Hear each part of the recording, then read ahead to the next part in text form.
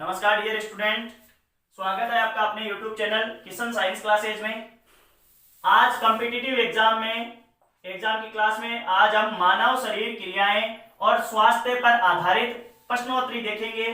तो देखिए, मैंने बहुत सारी एग्जामों के पेपर लिए और उन पेपरों में जितने भी जो कंपटीशन एग्जाम में जनरल साइंस के जो क्वेश्चन आए हुए हैं वो क्वेश्चन मैंने यहाँ लिखे हैं और उन क्वेश्चनों के सॉल्यूशन मैं आपको करवाने वाला हूँ।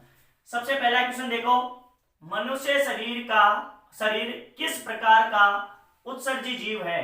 तो मनुष्य यूरिकोटेलिक, यूरियोटेलिक, एमिनोटेलिक या एल्फोटेलिक? तो मनुष्य है यूरियोटेलिक, यानी कि ये अपने शरीर में जो अमोनिया होता है इस अमोनिया को किस में बदल देता है भाई? यूरिया में बदल देता है, और इसलिए इसे क्या बोला जाता है? यूरिकोटेलिक। और मैं आपको बता दूं, स्तनधारी और उभयचर जंतु है वो सब कैसे टेलिक होते हैं? यूरियोटेलिक होते हैं। चलो ये क्वेश्चन देखो, एसएससी जीआरपीटी एग्जाम 24/3/2002 में आया हुआ है।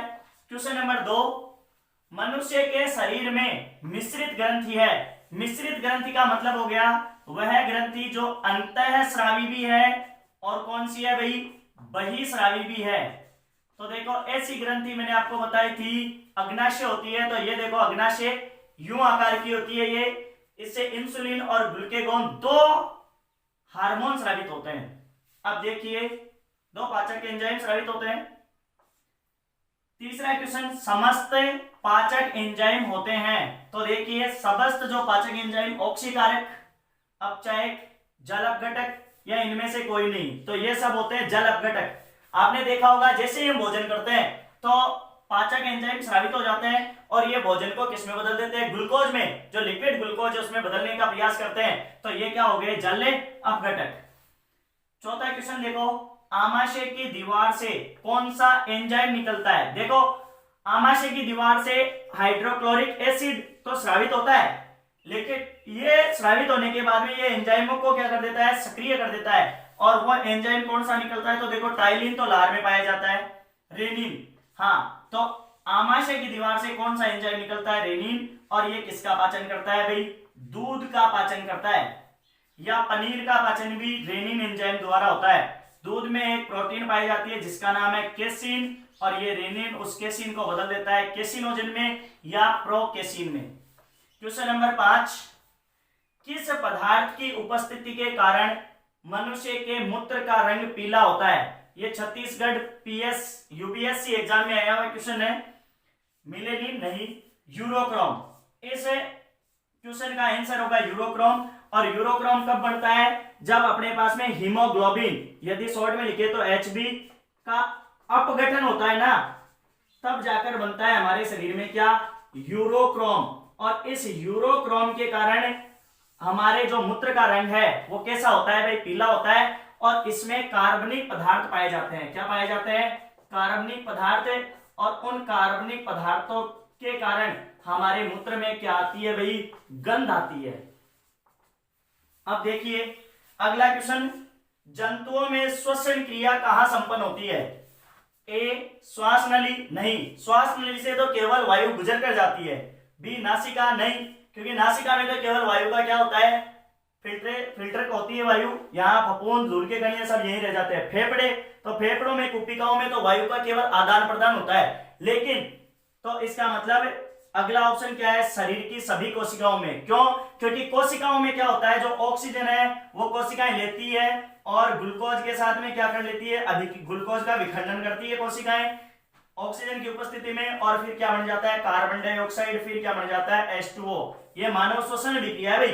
तो ये देखो किसमें होती है भाई? शरीर की सभी कोशिकाओं में। सभी जंतु यही श्वसन विक्रिया काम में लेते हैं। देखो, स्वादेंद्रिया यानी कि वे इंद्रिया जो स्वाद का पता लगाती है। घ्राण इंद्रिया यानी कि वे इंद्रिया जो हमें सुनने का कार्य करती है। ये रसायन ग्राही अंग भी है। क्यों? तो देखिए, ये रसायन ग्राही अंग क्यों है? प्रकृति में रासायनिक होते हैं? नहीं, रसायन उद्दीपनों को ग्रहण करते हैं। बिल्कुल सही बात, रसायन उद्दीपनों को ग्रहण करते हैं। जैसे यदि हमने इमली खाई है तो अब रसायन उस इमली में जो टार्ट्रिक एसिड था एक प्रकार का रसायन है, उस रसायन वो उसका उद्दीपन बना, उद्दीपन का मतलब वातावरण में परिवर्तन होने वाले उन परिवर्तनों को क्या बोलते हैं अपन, उद्दीपन। तो रसायन एक पदार्थ हमारे शरीर में आया और उसके अकॉर्डिंग, उसके अनुसार ही हमारे शरीर में क्या बना भाई, एंजाइम बना। इसका मतलब ये दोनों क्या होती है भाई, रसायन उद्दीपनों को ग्रहण करते हैं, बिल्कुल राइट बात है। तीसरा देखिए, प्रकाशानुवर्तन से प्रभावित होता है। देखो प्रकाशानुवर्तन जंतुओं में नहीं होता, प्रकाशानुवर्तन वनस्पति में होता है, पेड़ पौधों में होता है। यानी कि प्रकाश की दिशा में जो पेड़ पौधा घूम जाता है, जैसे आपने देखा होगा जब आप चौथी पांचवी क्लास में थे तो आपने एक प्रयोग किया होगा कि एक गमले में पौधा लीजिए और उसे अंधेरे वाले कमरे में रख दीजिए खिड़की के पास में, और उसके ऊपर एक क्या कर दीजिए, प्लास्टिक का बॉक्स ढक दीजिए या फिर कागज का बॉक्स रख दो और एक साइड में छिद्र निकाल दो जिस साइड से उसको प्रकाश मिलता रहे। तो आपने देखा होगा पौधा किधर झुक गया भाई, पूरा का प्रकाश की तरफ झुक गया। तो इस प्रकाश की तरफ झुकने की क्रिया को क्या बोलेंगे, प्रकाशानुवर्तन। और गुरुत्वानुवर्तन यदि बात करें तो भूमि में जो जड़ें जाती है उसे क्या बोलते हैं अपन, गुरुत्वानुवर्तन। तो ये तो सजीवों में पाया नहीं जाता है। तो देखिए अपने पास में उत्तर हो जाएगा इसका, रसायन उद्दीपनों को ये क्या करता है, ग्रहण करता है। क्वेश्चन नंबर 8, कालाजार बीमारी का संक्रमण किसके द्वारा फैलता है। तो देखिए घरेलू मक्खी नहीं, मच्छर नहीं, कॉकरोच नहीं, सैंड फ्लाई के कारण फैलता है। एक विशेष प्रकार की मक्खी आती है, आपने देखा होगा, थोड़ी सी हरी कलर की रहती है ये, और इसके कारण क्या हो जाता है, कालाजार बीमारी फैलती है। इस कालाजार बीमारी में क्या हो जाता है, व्यक्ति का शरीर दुखने लग जाता है, हार्ड मतलब दुखने लग जाते हैं, बोलते हैं जोड़ जोड़ दुखते हैं, तेज बुखार चढ़ती है और प्यास बहुत ज्यादा लगती है, दर्द होता है। ये भी एसएससी मैट्रिक्स पीटी एग्जाम 2002 में आया हुआ है। अगला क्वेश्चन है, निद्रा रोग किसके द्वारा फैलता है। तो निद्रा रोग देखो, प्रोटोजोआ, पैरामीशियम, प्लेज्मोडियम और ट्रिपिनोसोमा। तो ट्रिपेनोसोमा के द्वारा ये फैलता है। देखो ट्रिपिनोसोमा क्या है, एक प्रकार का प्रोटोजोआ ही है ये। देखो ट्रिपेनोसोमा किसके द्वारा फैलता है, तो देखो ये फैलता है सीसी फ्लाई। ये सब मधुमक्खियां हैं, CC fly, house fly, sand fly और मे फ्लाई। तो देखो ये सीसी जो फ्लाई है, इसके शरीर में एक प्रोटोजोआ पाया जाता है। वो कौन सा पाया जाता है, ट्रिपेनोसोमा। और जब ये मधुमक्खी किसी को काटती है तो ये प्रोटोजोआ कहां चला जाता है, इसके व्यक्ति के शरीर में, और उसके कारण कौन सा रोग हो जाता है अपने पास में, ये बोलते हैं अपने पास में कौन सा, निद्रा रोग हो जाता है। क्वेश्चन नंबर 11 देखिए, निम्न में से कौन सी बीमारी जीवाणु जनित है।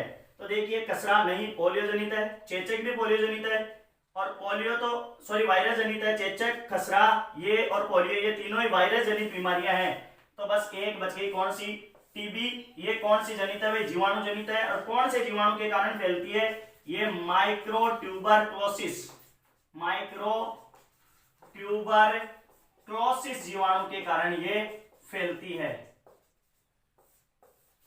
धन्यवाद।